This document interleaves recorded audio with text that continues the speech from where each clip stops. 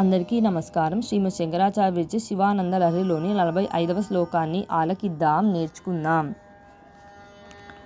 ఛందశ్శాకశికాన్వితైర్విజవరై సంసేవితే శాశ్వతే సౌఖ్యాపాదిని ఖేదభేదిని సుధాసారై ఫలైర్దీపితే చేతః పక్షిశిఖామణే త్యజ వృధా సంచారమన్యైరలం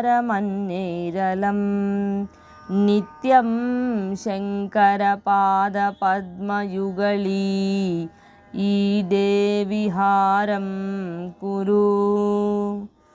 ఇంకొకసారి.